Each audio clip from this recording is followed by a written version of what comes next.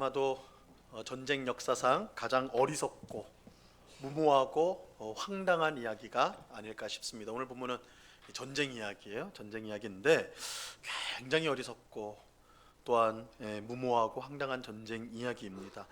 왜냐하면 이스라엘 군대가 모압과 암몬과 마온 사람들의 연합군을 맞서서 싸우러 나가는데 군대 제일 앞에 성가대를 세우고, 여기 성가대가 있는데 성가대를 군대 앞에 세우고 전쟁을 하러 나갔기 때문에 그래요.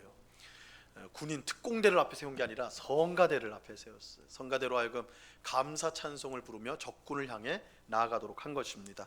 자, 오늘 본문 21절 말씀을 보세요. 우리 21절 말씀 우리 한번 다 같이 읽어봅니다. 시작. 백성과 더불어 의논하고 노래하는 자들을 택하여 거룩한 예복을 입히고 군대 앞에서 행진하며 여호와를 찬송하여 이르기를 여호와께 감사하세 그의 인자하심이 영원하도다 하게 하였더니. 자, 노래하는 자들을 택하여 거룩한 옷을 입히고, 인간 성가대죠, 그죠? 성가대를 만들어 가지고 무엇 앞에서 하게 하였다고 말하고 있어요? 무엇 앞에서? 군대 앞에서. 그죠? 군대 앞에 성가대를 세웠어요. 그리고 적들을 향해 나아갈 때 여호와께 감사하세 그의 인자하심이 영원하도다 찬양하게 하였습니다. 이 찬송가 가사는 구약 성경에 가장 자주 나오는 찬송가 가사예요. 유명한 여호와께 감사하세 그의 인자하심이 영원하미로다. 이 찬송을 부르면서 적들을 향해 나아가게 하였습니다. 여러분, 이 일이 이해가 되십니까? 전쟁을 나가는 성가대를 앞장 세워가지고 앞으로 나가는 거 이해가 되세요? 이해가 된다는 분들은 너무 은혜가 충만하거나, 그래서 너무 은혜를 많이 받아서 그렇지 전쟁 나갈 때 성가대를 앞서 나오면 되겠지 이렇게 은혜가 충만하거나, 아니면 죄송한 말이지만 현실 감각이 전혀 없는 분일 거예요. 사실 이 일은 만화에서나 나올 법한 일이죠. 전쟁터에 나가는데 군대 앞에 성가대를 세운다는 거 말이 되지 않습니다. 물론 옛날에는 이 군인들의 용기를 북돋기 위해서 군악대를 전쟁터에 함께 참전을 시켰어요. 근데 그렇게 하더라도, 군악대가 함께 가더라도 전쟁 제일 앞에 서서 군악대가 나가는 법은 없어요. 뒤에서 이제 노래하거나 음악을 틀어가지고 아주 용기를 북돋는 일을 하는 것이지 앞장서 가지고 전쟁하는 일은 없단 말이에요. 여러분, 성가대를 군대 앞에 앞장 세워가지고 전쟁을 한다, 적들과 부딪힌다, 싸운다 이러면 어떻게 되겠어요? 성가대원들 어떻게 되겠어요? 좀 험한 말로요, 개죽음 당하는 거죠. 그잖아요. 좀 총칼을 들고 나가야 되는데 노래 악보 피스 들고 나가면 이거 되겠냐고요, 그죠? 그걸로 때려잡을 수 있는 것도 아니고. 이 되지 않는다. 이것은 마치 이제 2차 세계 대전 당시에 비행기를 몰고 적들을 향해 가서 폭탄을 던진 게 아니라 자기가 그냥 자폭하면서 부딪혔던 그 일본의 카미카제 특공대라고 있었잖아요, 그죠? 이걸 연상케 한단 말이에요. 성가대를 앞장 세워서 한다는 거. 근데 어떻게 하나님의 군대라고 할 수 있는 이스라엘 군대가 이렇게 할 수 있냔 말이에요. 그들은 어찌해서 군대 앞에 성가대를 앞세우고 감사의 찬송을 부르며 적들을 향해 나아갈 수가 있었던 걸까? 나아가게 했을까? 이 무모하고 어리석고 황당해 보이는 일이 왜 일어났는가? 이것을 알기 위해서는 오늘 읽은 본문 앞의 이야기들을 우리가 살펴보아야 합니다. 우리 그 내용을 좀 이제 보고자 합니다. 이 여호사밧 왕이 남유다 왕국을 다스리고 있을 때였어요. 이 요단강 동쪽에 있는 모압과 암몬이 마온 사람들과 함께 연합하여서 남유다 왕국을 침략해 왔습니다. 여러분, 한 나라와도 전쟁하는 게 버거워요. 그런데 세 나라가 연합해서 한 나라를 친다? 이건 도무지 감당할 수가 없는 것이죠. 그죠? 그래서 이 소식을, 세 나라가 연합해서 지금 남유다를 치러 옵니다, 이 소식을 들은 여호사밧 왕, 남유다의 여호사밧 왕은 두려움에 떨었어요. 두려워하였더라. 성경에 보니까 두려워하였어요. 근데 여러분, 감당하지 못할 큰 문제, 지금 감당하지 못할 큰 문제 아닙니까? 감당하지 못할 큰 문제가 발생해서 두려울 때 여러분들은 어떻게 반응을 하십니까? 여러분은 그런 일이 생길 때 어떻게 반응을 하세요? 아마 이제 세 가지 중에 하나일 텐데, 세 가지, 크게 보면 세 가지입니다. 첫 번째는 너무 두려운 나머지 숨어버리는 거예요. 그죠? 어떤 큰 일 생겼을 때 숨어버리는 분들이 있어요. 그냥 조용히 없어져 버리는 거예요. 타조가 천적을 만나면, 야, 이게 잡혀먹는 아주 강력한 상대를 만나면요, 어떻게 행동을 하냐면 땅을 파고요, 머리를 박는데요. 머리를 집어넣는다고 그래요. 왜 그렇겠어요? 머리를 집어넣으면 적이 안 보이잖아요. 그럼 적이 없어진다고 생각을 한다는 거예요. 어리석은 거죠. 자기 눈앞에 없다고 없는 거예요? 아니잖아요. 그런데 일단 숨는 거예요. 내가 감당할 수가 없으니까, 어떻게 할 수 없으니까 머리를 박는다고 그래요. 그렇게 하는 사람들이 있어요. 너무 내가 감당할 수 없는 문제에 도망쳐 버려요. 숨어버린단 말이에요. 문제는 뭐예요? 내가 숨는다고 해서 일이 풀리지 않아요. 결국은 그 문제로 인해 더 큰 화를 당하게 되는 것이죠. 자, 둘째 반응은 문제를 해결하기 위해서 자기가 할 수 있는 모든 노력을 다하는 것입니다. 그래서 돈을 끌어오고 힘 있는 사람을 찾고 자신의 경험과 지혜를 총동원하여서 문제를 해결하려고 노력을 하죠. 이 사람은 문제 앞에서 숨어버리는 사람보다는 훨씬 낫다고 할 수가 있죠. 아주 적극적이고 이제 긍정적인 것이죠. 하지만 해결해야 될 문제가 자기의 능력보다 훨씬 크다면 결국은 이것도 절망할 수밖에 없는 것이죠. 자기 능력으로 해결할 수 있는 문제라면 괜찮겠지만 그렇지 않은 문제라면 낭패를 당할 수밖에 없을 거예요. 안타깝게도 우리에게 다가오는 문제들은요, 우리의 사정을 봐주지 않습니다. 저 사람의 능력이 이거밖에 안 되니까 이 정도만 온다? 그러지 않아요. 그런 법이 없어요. 그렇죠? 인정사정 없이 우리에게 어려움이 주어지죠. 자, 세 번째 반응은요, 이 감당할 수 없는 큰 문제가 왔을 때 어떻게 하는가? 특별히 하나님 믿는 우리 성도의 경우는 하나님을 찾지요. 하나님을 찾아요. 내게 문제를 해결할 힘이 없다는 것을 겸손히 인정하고 모든 문제를 해결할 수 있는 하나님께 도움을 구하는 것입니다. 오늘 본문에 나오는 이 여호사밧 왕이 이 반응을 보였어요. 이 세 번째 반응을 보였습니다. 오늘 읽지는 않았지만 오늘 읽은 본문 앞에 있는 3절을 보시면요, 이렇게 말씀하고 있습니다. 같이 한번 읽어봅니다. 시작. 여호사밧이 두려워하여 여호와께로 낯을 향하여 간구하고 온 유다 백성에게 금식하라 공포하매. 여호사밧 왕은 세 나라가 연합하여서 쳐들어오는 이 두려운 상황 속에서 숨지 않았어요. 난 몰라, 나 찾지 마, 그렇게 하지 않았어요. 또 자기가 가진 것이나 자신의 능력, 자신의 경험 등을 의지하지도 않았어요. 여호사밧 왕은 두려운 마음을 가지고 하나님을 찾았어요. 그는 하나님을 찾았어요. 그는 하나님만이 이 문제를 해결할 수 있다는 사실을 굳게 믿었습니다. 굳게 믿었어요. 하나님을 향한 여호사밧 왕의 이러한 믿음은 그가 드린 기도를 통해서 확인할 수가 있습니다. 이 여호사밧 왕은 감당할 수 없는 문제가 발생했을 때 하나님을 찾았는데, 여러분, 하나님을 찾는다는 건 뭐예요? 하나님을 찾는다는 것은 여러분 막 눈을 막 크게 떠가지고 저같이 눈 작은 사람이 눈을 확 켜가지고 두리번거리면 하나님을 찾는 겁니까? 아니요. 이게 참 역설적인 건데 여러분, 우리가 어떻게 하나님을 찾을 수 있습니까? 눈을 감으면 찾을 수 있어요. 기도하면 찾을 수 있어요. 참 역설적이에요, 그죠? 우리 세상의 것들은 눈을 번쩍 떠야지 찾지만 하나님은 우리가 눈을 감아야 찾을 수가 있어요. 기도해야 찾을 수가 있다는 거예요. 여호사밧이 기도했어요. 그러니까 여호사밧이 하나님을 찾는다는 것은 그가 기도했다라는 거예요.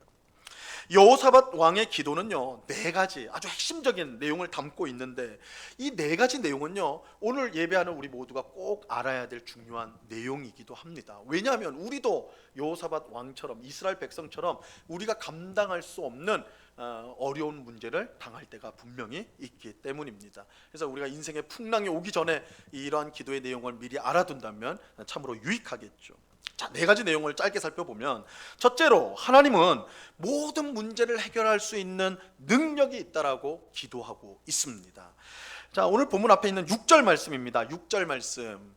자, 제가 읽겠습니다. 잘 한번 들어보세요. 이르되 우리 조상들의 하나님 여호와여, 주는 하늘에서 하나님이 아니시니까 이방 사람들의 모든 나라를 다스리지 아니하시나이까. 주의 손에 권세와 능력이 있사오니 능히 주와 맞설 사람이 없나이다.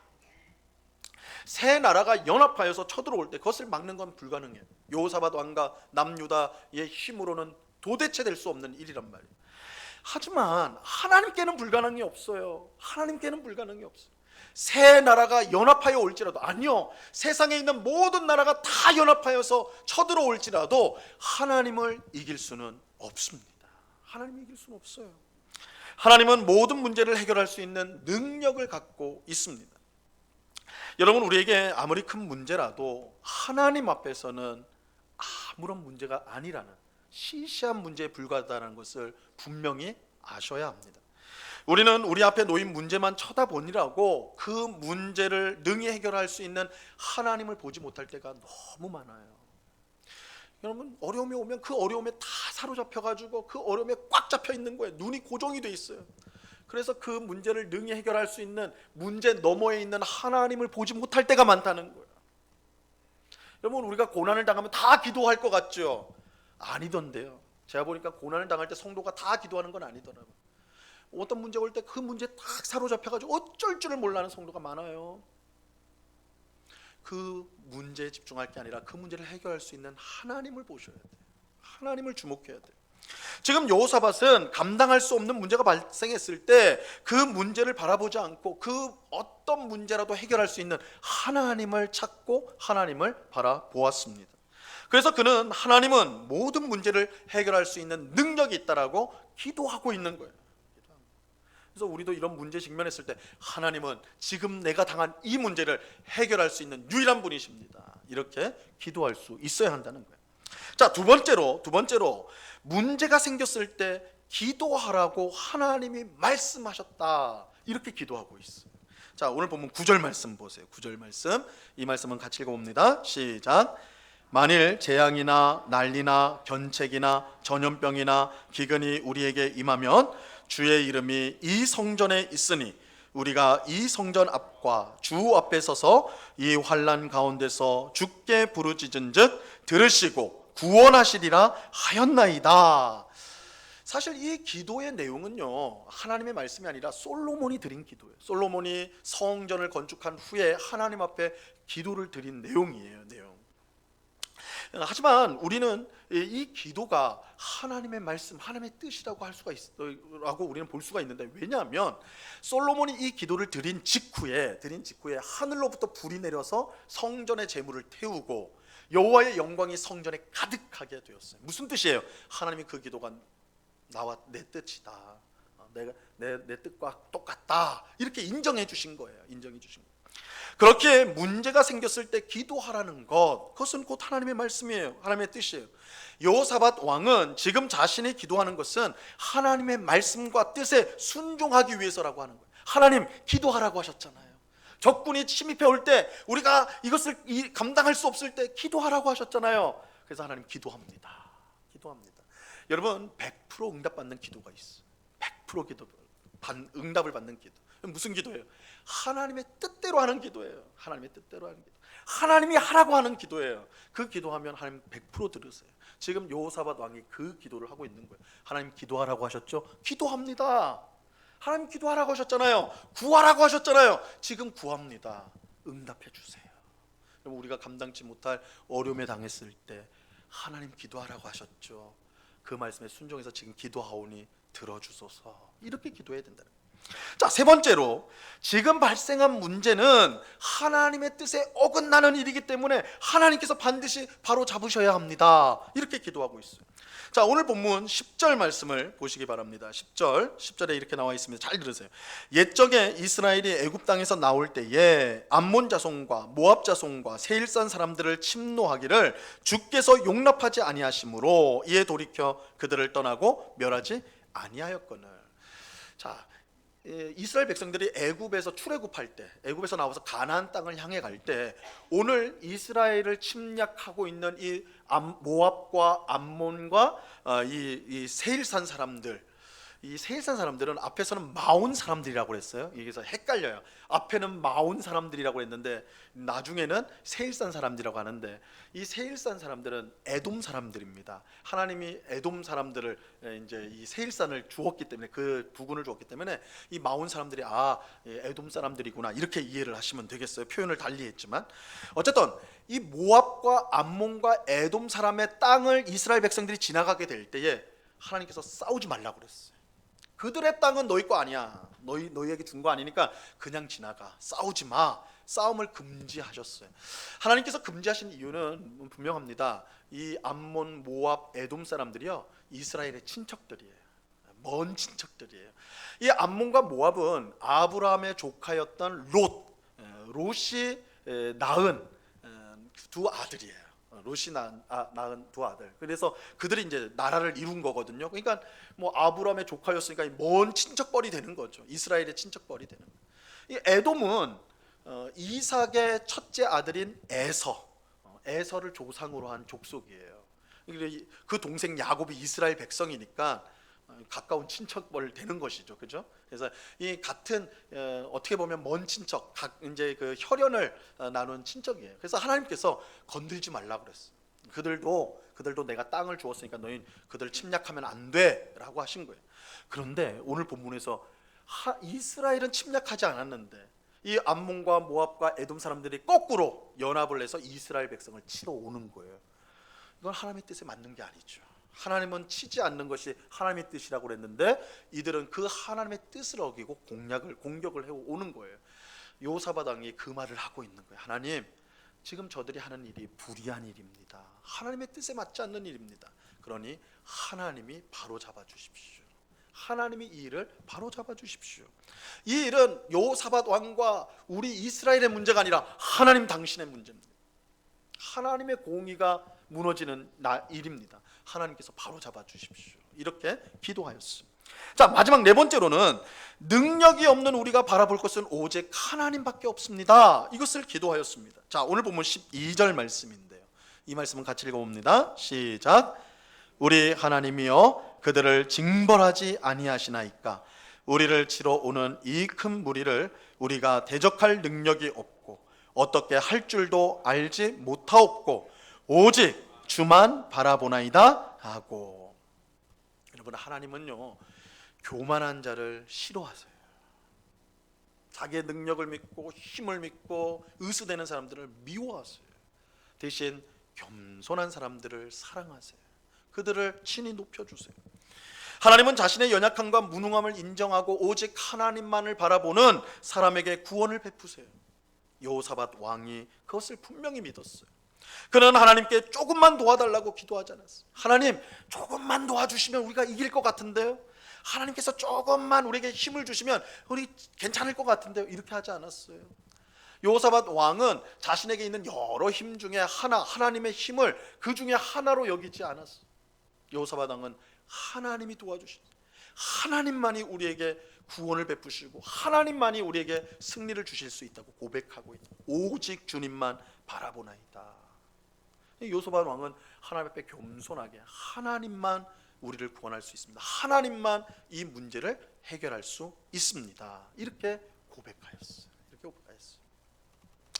자, 여호사밧 왕은요 감당하지 못할 이 큰 문제를 두고 앞에 말씀드린 네 가지 내용으로 기도를 한 것입니다. 이 네 가지 내용이 뭐였어요? 첫째는 하나님이 모든 문제 해결자십니다.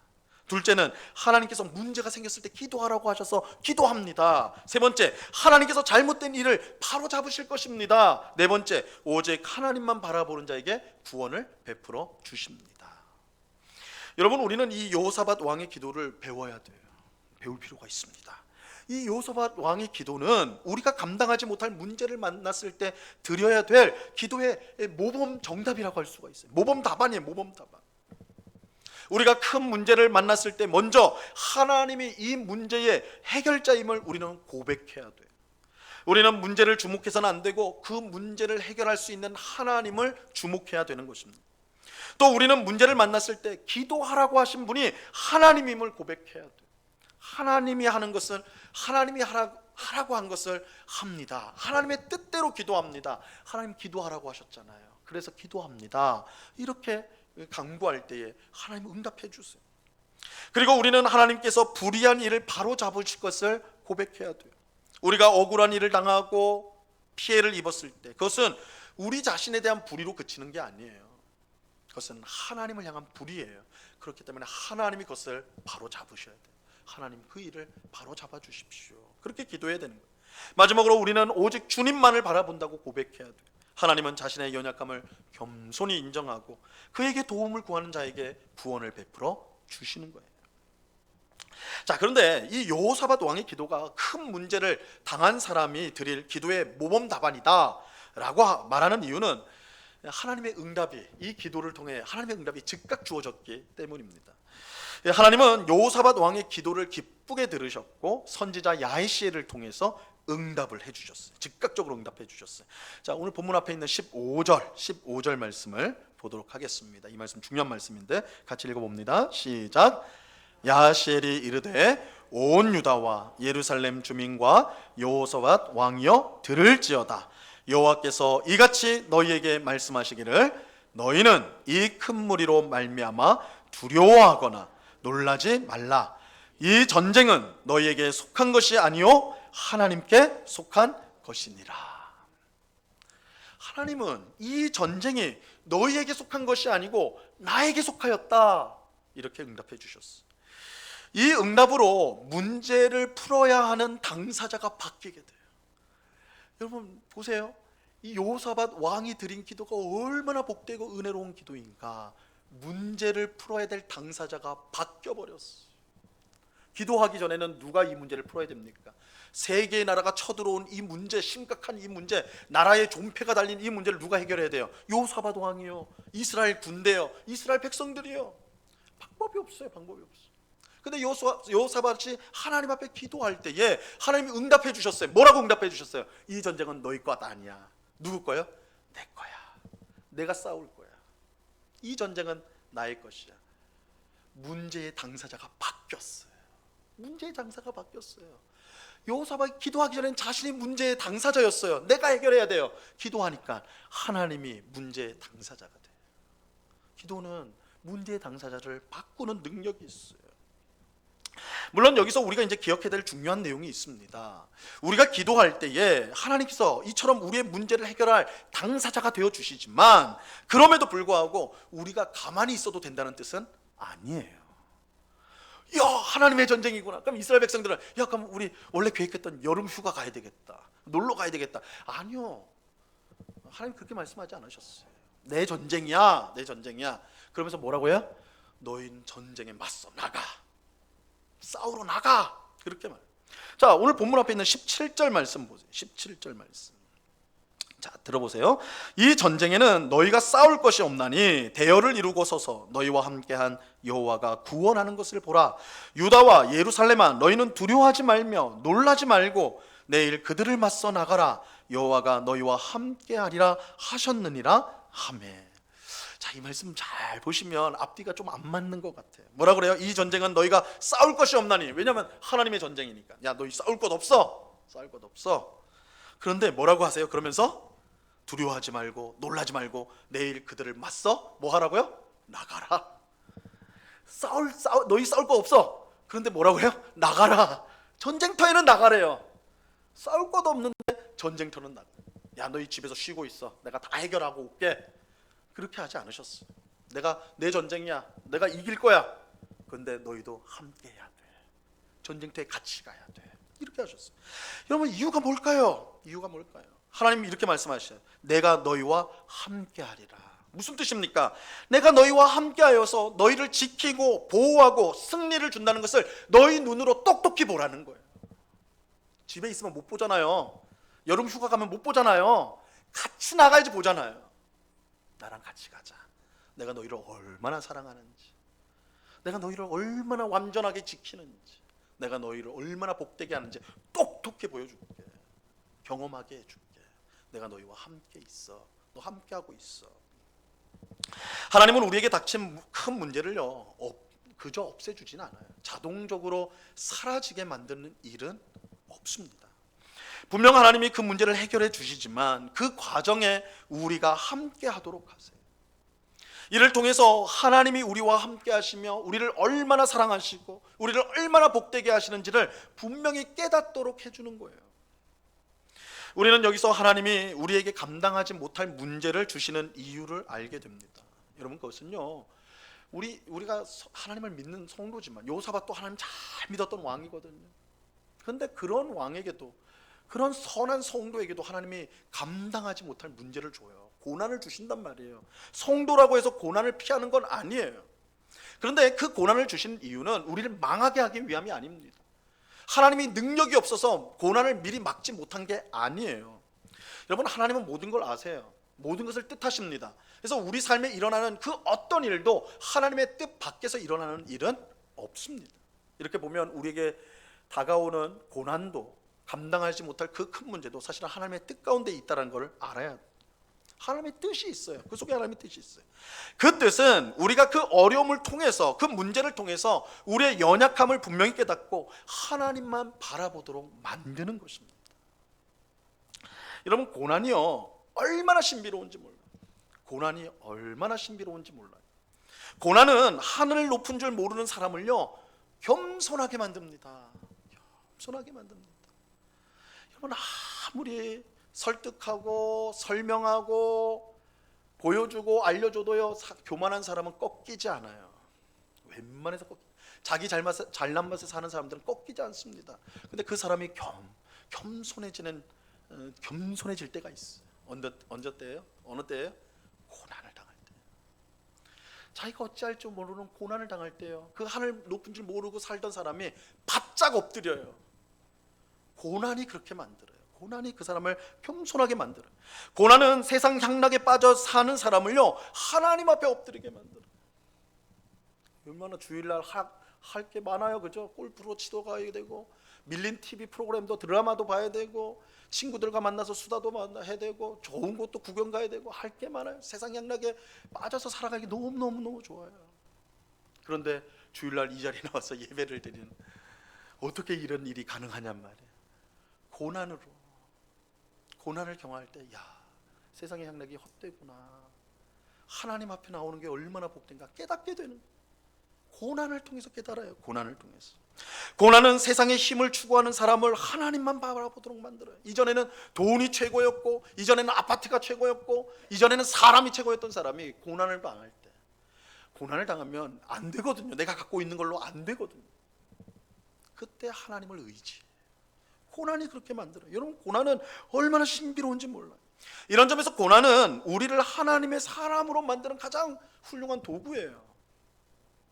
이것은 성경을 통해서 우리가 분명히 증명할 수가 있어요. 여러분, 성경에 나오는 인물들, 특별히 하나님께서 쓰신 인물들, 공통점. 사실 공통점 찾기가 어려워요. 왜냐하면 워낙 다양해요.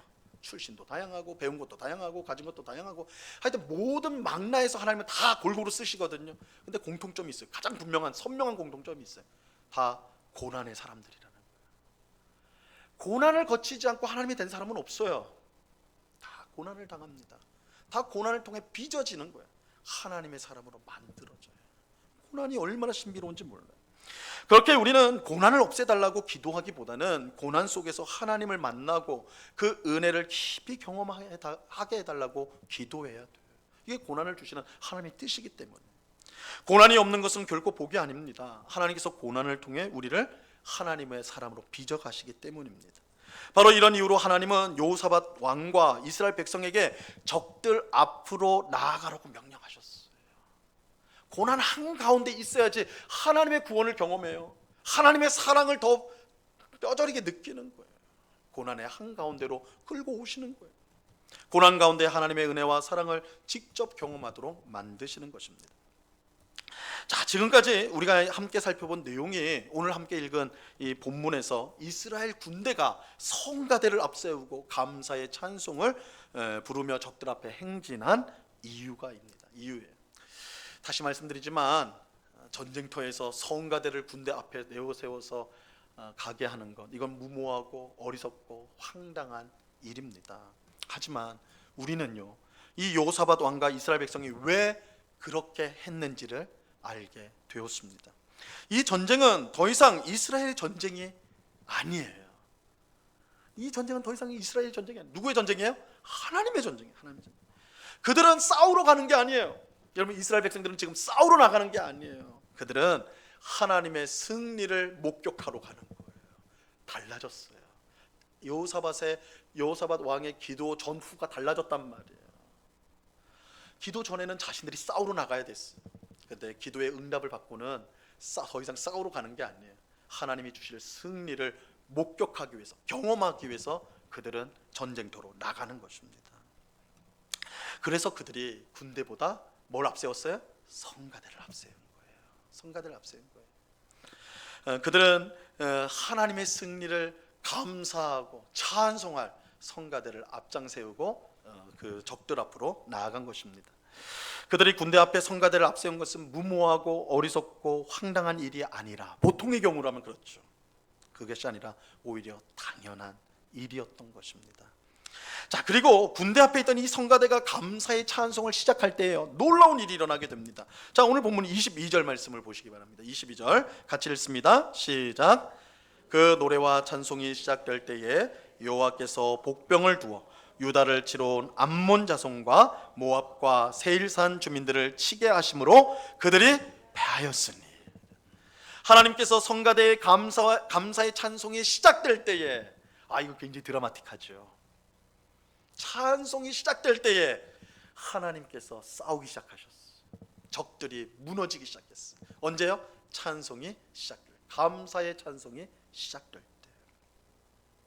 여러분, 오늘 우리도 여호사밧 왕과 이스라엘 백성처럼 감당할 수 없는 큰 문제 앞에서 두려워할 때가 있지 않습니까?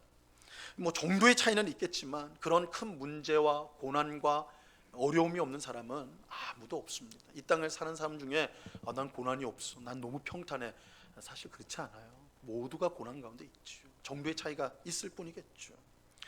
어쩌면 오늘 예배하는 분 중에 그런 큰 문제 앞에서 두려워하고 있는 분이 계실지도 모르겠어요. 이럴 때 우리는 어떻게 해야 될까요? 이 여호사밧 왕의 기도를 꼭 기억하시기를 바랍니다. 여호사밧 왕의 기도를 기억하세요. 기도는요, 문제 해결의 당사자를 바꾸는 능력이에요. 문제 해결의 당사자를 바꿔요. 여호사밧의 기도를 통해 이스라엘의 전쟁이 아니라 하나님의 전쟁이 되었어요. 또 감당하기 어려운 문제는 우리를 망하게 하기 위한 것이 아니라 하나님의 은혜와 사랑을 더 풍성히 깨달아 우리를 변화시키기 위해 하나님이 주신 것이다 라는 것을 기억하셔야 돼요. 고난을 통해 우리는 하나님의 사람으로 만들어져 가는 것입니다. 그러므로 우리도 큰 문제를 당할 때에 하나님 앞에 기도하고 군대 앞에 성가대를 세웠듯이 하나님께 먼저 감사의 찬송을 부르는 우리가 되어야 하는 것입니다. 고난 가운데 신음하고 원망하고 울기만 할 게 아니라, 이거는 울면 안 된다, 원망하면 안 된다, 이 말은 아니에요. 당연히 고난을 당하면, 감당할 수 없는 어려움에 직면하면요, 당연히 울게 되고요, 원망하게 되고요, 슬퍼하게 되는 거예요. 그거 하지 말라는 거 아니에요. 근데 거기에 멈추면 안 된다는 거예요. 여호사밧은 두려워했어요. 우리랑 똑같아요. 두려워했어요. 그러나 그것을 넘어서서 하나님 앞에 기도하였습니다. 그것을 넘어섰어요. 기도하였어요. 그리고 감사의 찬송을 불렀다는 거예요. 여러분, 우리는 우리를 비웃는 적들 앞에서 감사의 찬송을 부를 수 있어야 돼요. 우리 앞에 놓인 문제가 크면 클수록 더 큰 소리로 기도하고 감사의 찬송을 부를 수 있어야 하는 것입니다. 여러분, 이 기독교인의 야성 아니겠어요? 그죠? 문제가 클수록 더 쪼그라들고 더 숨어버리고 그러면 안 되죠. 문제가 크면 더 크게 기도해야죠. 문제가 크면 더 크게 감사 찬송을 불러야죠. 왜요? 이 싸움은 우리의 싸움이 아니라 하나님의 싸움. 하나님이 우리에게 승리를 주시기 때문입니다. 여러분, 이스라엘 군대 앞에 성가대가 감사의 찬송을 시작할 때 적들이 무너지기 시작했어요. 우리 입술에서 원망과 불평과 슬픔의 말들이 멈추고 기도가 나오고 감사의 찬송이 나오기 시작할 때 하나님의 구원의 역사가 함께 일어나게 되는 것입니다. 오늘 맥주 감사주의를 맞아 예배하는 우리 모두가 우리 인생의 큰 문제 앞에서 두려울 때에 무엇보다 기도와 감사의 찬송으로 맞설 수 있는 우리 모두가 될 수 있기를 간절히 바랍니다. 하나님께서 우리의 기도와 감사의 찬송을 들으시고 우리에게 구원과 승리를 베풀어 주실 것입니다. 이러한 은혜가 오늘 우리 모두에게 충만히 임하기를 우리 주님의 이름으로 간절히 축원합니다. 기도하겠습니다. 하나님 아버지, 감사합니다.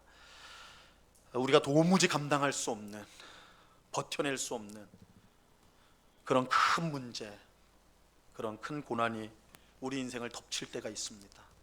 우리는 그때 어쩔 줄 모르고 숨거나 또한 세상의 방식들을 동원하거나 원망하고 슬퍼하는 그런 모습을 지닐 때가 많습니다. 그러나 주님, 오늘 주님께서 우리에게 말씀하신 것, 기도할 때에 해결 당사자가 바뀐다는 것, 감사의 찬송이 우리 입술에서 나올 때에 하나님의 구원의 역사가 시작된다는 것, 오늘 우리에게 말씀하여 주시니 이 말씀을 믿음으로 받고 순종하는 우리가 되게 하여 주시옵소서. 문제가 클수록 우리의 기도가 커지기를 원하고 우리의 찬송이 더욱 커지기를 원합니다.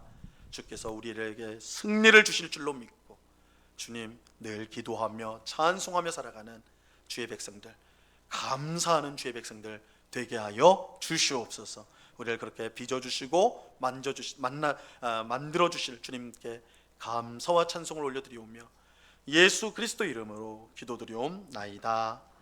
아멘.